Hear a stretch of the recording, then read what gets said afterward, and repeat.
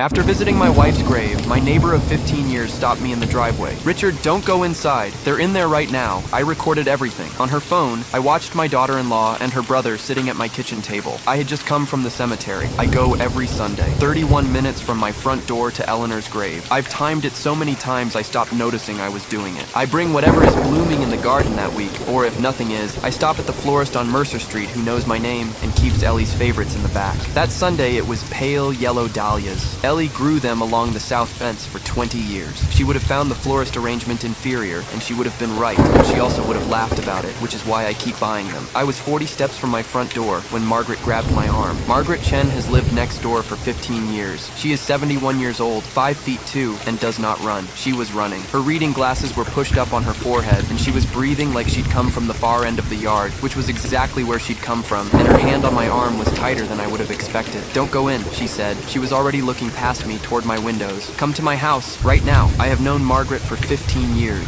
In that time, I have seen her handle a frozen pipe, a car accident in front of her house, and the afternoon her youngest son told her he was moving to Singapore. She had handled all of those things with an unruffled competence that I had always quietly admired. She was not unruffled now. I followed her without a word. She closed the blinds before she said anything. Kitchen blinds first, then the sitting room. Methodical. Then she sat across from me at her kitchen table, the table where we had shared perhaps 100 cups of coffee over 15 years, and she put her phone between us and looked at me with an expression I recognized from 32 years of medicine. The expression of someone about to deliver information they wish they didn't have. "They've been in there 2 hours," she said. "Your daughter-in-law and a man in a suit. They came with a locksmith, Richard." My stomach went cold. A locksmith. I watched them from the upstairs window. Something felt wrong. I couldn't say what exactly, just wrong. So I recorded it. She touched the phone. "I got your kitchen through the window. The angle isn't perfect, but the audio is clear." She pressed play. My kitchen. My oak table. The one Ellie and I bought at an estate sale in 1987. The one with the coffee ring on the left side that she always said she was going to refinish and never did. Sitting at it, my daughter-in-law Vanessa in her cream coat with the particular stillness she carries in professional settings. The stillness of someone who is used to being the most prepared person in any room. Across from her, a man I recognized after a moment as her brother Gregory, estate attorney. I had met him at a family dinner 2 years ago, and again at Daniel and Vanessa's anniversary party last spring. Both times he had been pleasant in the smooth surface way of people who are always calculating. I had not liked him. I had told myself that was an unfair instinct and set it aside. I should have listened to it. Vanessa's voice through the phone speaker, cold and brisk. "How long until the conservatorship is finalized?" Gregory, settling back in my chair with the ease of a man who has just inherited something. 3 weeks if we file tomorrow. The doctor's report helps.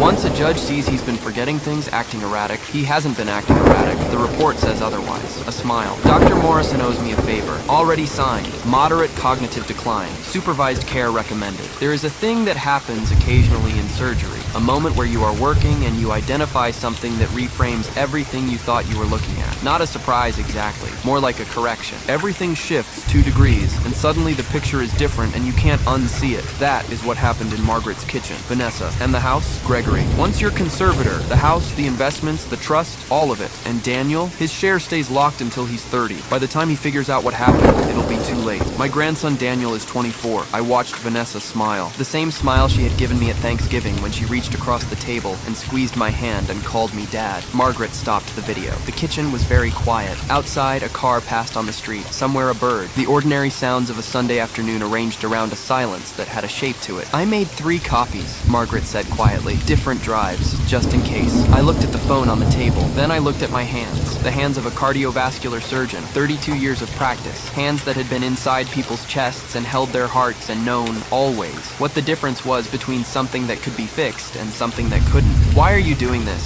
I said. "Helping me." Her eyes softened in a way I hadn't seen from her in a long time. She reached across and put her hand over mine. 15 years ago, she said, when Michael had his stroke. 2 in the morning, middle of February, and I was sitting in that waiting room alone and terrified and not a nurse to be seen. And you came in, still in your coat, still with your car keys. And you weren't on call. You weren't even at that hospital. You just came. You sat with me for 6 hours, I remembered. I had been driving past on the way home from a late case. I had seen her car in the lot, her particular green Subaru, and I had pulled rolled in. 6 hours in a waiting room chair with a cup of bad coffee, and a woman I barely knew yet because she looked like she needed someone. Some debts, Margaret said. You don't forget, I am 70 years old. I want to say that plainly, not defensively, because this entire story turns on it. 70 years old, recently widowed, Ellie died 14 months ago, pancreatic cancer, 11 weeks from diagnosis to the end. And I have been told by people who assess such things professionally, of entirely sound mind. I read, I operate still as a consultant. I garden, I manage my own finances, always have, always will. I forget where I put my keys sometimes. I call my grandson by my son's name occasionally, because my son Robert died 8 years ago, and I still catch myself reaching for him. And Daniel has Robert's voice. These are the things that grief does. They are not the things that cognitive decline does, and any competent physician can tell the difference. The difference is what Vanessa and Gregory were counting on a judge not examining too closely. I need to tell you about Vanessa, because she is not simply a villain in a simple story, and I think the truth of it matters more than an easy version. Vanessa married my son Robert when they were both 28. Beautiful, sharp, driven in the way of someone who grew up without resources and built everything herself. I had respected that about her, still do, in a compartmentalized way. Robert loved her, and she loved Robert, and I believe that was real. When Robert died, a pulmonary embolism, sudden, while he was at the gym on a Tuesday morning, Vanessa was 36 years old with a child to raise, and a grief she handled with the same controlled efficiency she applied to everything else. She moved forward. She built a career in real estate development. She was in most visible ways exactly the daughter-in-law I could have hoped for. What I did not account for, the $4.2 million,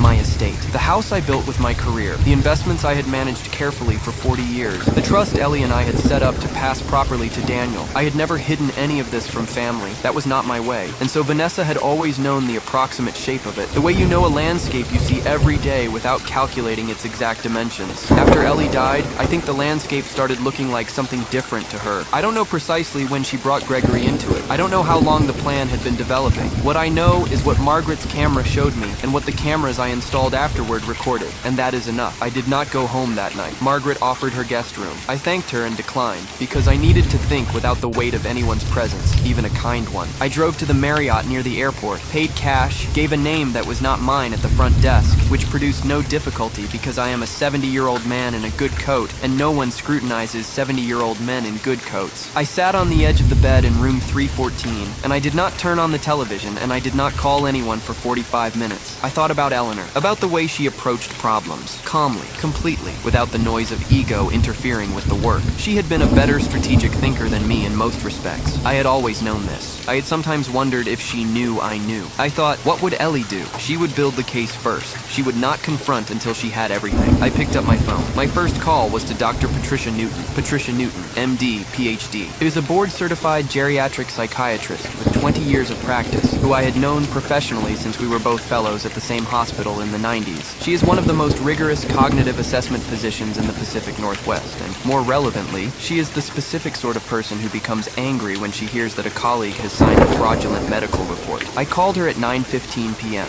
and she answered because she always answers, and I explained the situation in the language we both spoke, precise, clinical, without decoration. She said, I can see you first thing tomorrow. Full evaluation, 4 hours. You'll have the report the same day. I said, thank you. She said, Morrison. Which Morrison? I told her. There was a pause. Then she said something under her breath that I won't reproduce here, and she said she'd see me at 8 a.m. My second call was to Thomas Reeves. Thomas Reeves has been my attorney for 25 years. He is 63, steady and methodical in the way of someone who learned early that the law rewards patience. And he is the kind of man who, when you call him at 9:30 on a Sunday evening with a situation of genuine complexity, says go ahead and means it. I talked for 12 minutes. He did not interrupt. When I finished, he said, what you're describing is elder abuse, medical fraud, and document forgery. The conservatorship filing alone, if it contains a fraudulent medical report, is a felony in this state. How long do we need? 2 weeks to build something solid. If you can get me the camera footage Margaret has, and if we can get comparative medical documentation. Dr. Newton is evaluating me tomorrow. Full workup. A pause. Richard, are you alright? I thought about Ellie's grave with the yellow dahlias, about the oak table, about Vanessa's voice. He's been forgetting things, acting erratic, precise and cold.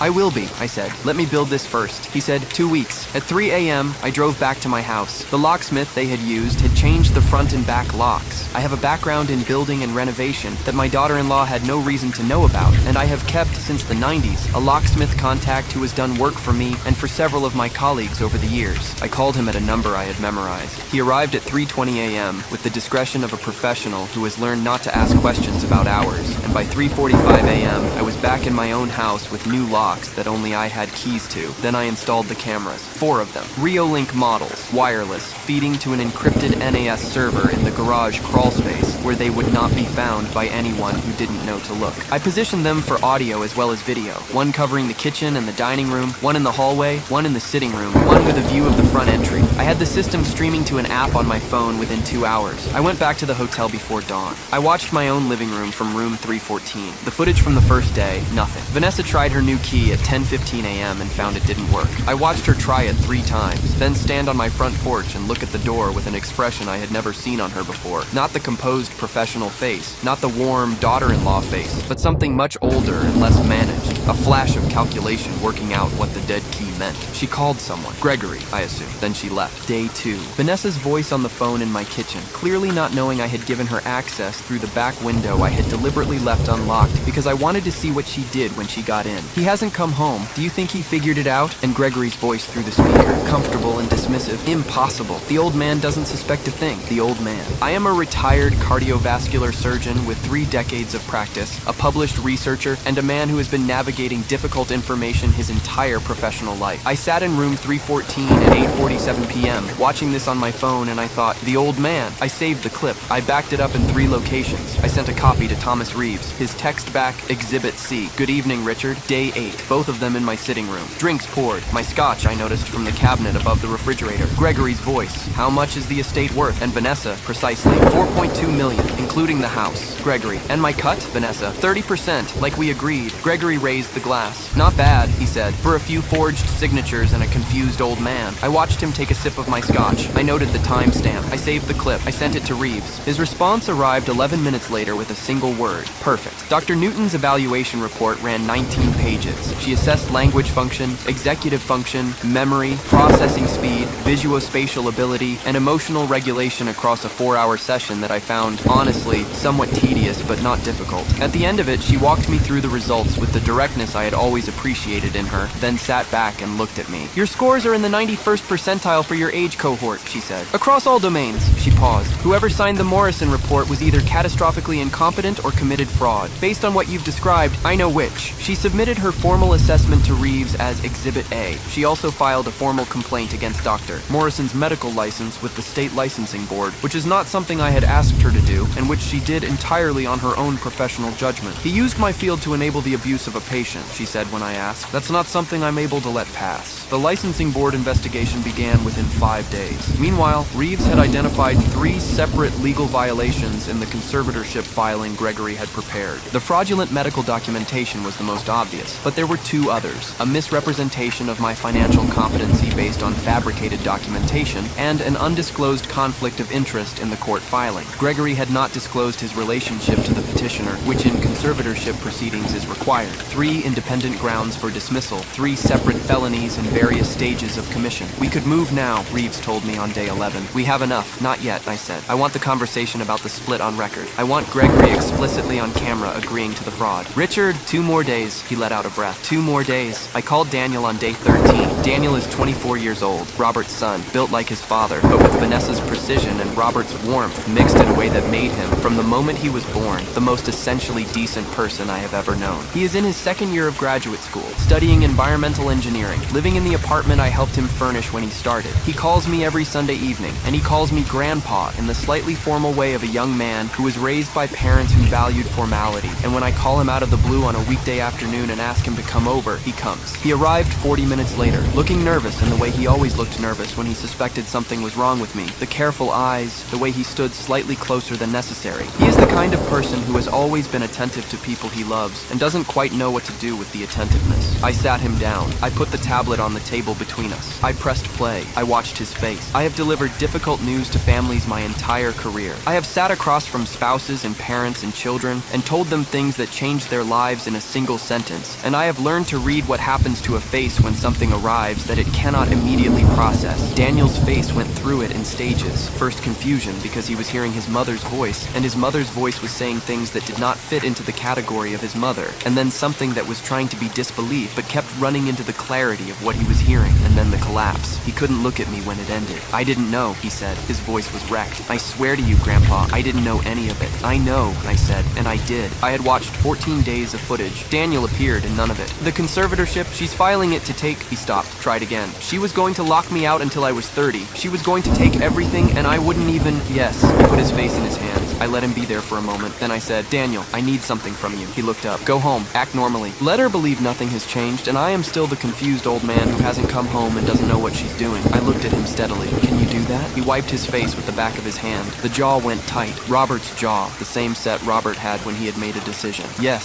he said. "Tomorrow night," I said, "your mother is going to walk into my living room. She's going to expect to find a disoriented old man with no resources and nowhere to turn." I paused. "Instead, she will find my attorney, a detective from Seattle PD, and a television playing the last 14 days of her conversations in my house." Daniel stared at me. "Grandpa." His voice had changed, a different register, something between awe and the particular feeling of realizing someone you love is not who you thought they were, in a better direction than you expected. "How long have you known?" I picked up my phone and showed him the first camera alert. Time-stamped the afternoon they changed my locks, less than 4 hours after I sat in Margaret's kitchen and watched the video. "From the beginning," I said, "I have been letting them construct the case against themselves." He was quiet for a long moment. "Does she suspect anything?" I looked at my phone. Vanessa had texted me that morning. Warm, careful, the daughter-in-law voice. "Richard, we haven't heard from you. Are you all right? Daniel and I are worried." I turned the screen toward him. "She just asked if I'm okay," I said. "Detective Carolyn Haas has been with Seattle PD's Financial Crimes Unit for 11 years. She was assigned to the case after Reeves made the formal report and had spent 4 days reviewing the evidence before she called me. She was 43, unhurried, and she had a quality I recognized from my own practice, the ability to be in possession of very significant information without wearing it on her face." "Mr. Hargrove," she said, on our second call, "I want to be transparent with you. The documentation you've provided, combined with Dr. Newton's assessment and the camera footage, is sufficient to open formal criminal investigation. The conservatorship filing is fraudulent, the medical report is fraudulent, and the recorded conversations constitute admissible evidence of conspiracy to commit financial elder abuse, which in this state is a felony with enhanced sentencing. Both subjects are exposed. Gregory as well. Gregory Marsh is exposed to greater liability in some respects than your daughter-in-law. He is a licensed attorney. The ethical violations compound the criminal ones. The Bar Association has already been notified." I thought about that for a moment. Gregory, who had sat in my chair and drunk my scotch and called me a confused old man. "I'd like to be present," I said, when they're confronted. Haas was quiet for a moment. "That's unusual. I understand. But this is my home, and this is my life, and I have arranged with some care for this moment to occur in a controlled setting. I am not asking to conduct the confrontation. I am asking to be in the room." Another pause. "We'll position 2 officers at the exits before they arrive," she said. "You and Mr. Reeves will be present, but you will let me lead. If the situation changes, you follow my direction immediately." "Understood. And Mr. Hargrove, the footage will play on the television as you described from the moment they enter the room." A beat of silence. Then, professionally, "All right, I want to tell you the confrontation was dramatic, clean, that Vanessa walked in and looked at the screen, and the mask fell, and the truth came out in a rush of admission. It wasn't quite like that. She came in at 7:15 p.m. Gregory was with her. I had arranged through Daniel for him to be there. A casual suggestion to Vanessa that she might want Gregory's legal guidance, given that Richard has been behaving strangely. They both walked in with the composed ease of people who believe they are in control of the situation. The television was already playing. Day 2 footage. Vanessa's voice through the speakers of my own living room television. "He hasn't come home. Do you think he figured it out?" Gregory's laugh. "Impossible. The old man doesn't suspect a thing." Vanessa stopped walking. "It is one of the more significant things I have witnessed in a life that has included many significant things. The exact moment a person understands that the ground they have been standing on does not exist." She went very still. Her eyes moved from the television to me, to Reeves, to Haas, who stepped forward then, badge in hand, with the unhurried authority of someone who has done this many times. Gregory took a step back toward the door. The officer positioned there said quietly, "Sir?" Gregory stopped. "Vanessa Hargrove," Haas said. "I am Detective Haas with Seattle PD Financial Crimes. You are being detained for questioning in connection with fraudulent conservatorship filing, conspiracy to commit financial elder abuse, and document forgery. You have the right to remain silent." I had expected, I think, something explosive. The full exposure of the person I had not known was there. What I got instead was something something smaller and more terrible. Vanessa looked at me, not calculating, not performing, just looked at me, with an expression I had not seen on her face in 8 years of knowing her, which was the expression of someone who is standing in a thing they built and watching it come down. I needed to protect Daniel, she said. Her voice was even, still controlled, even now. After Robert died, the estate was always going to go to you and then to him,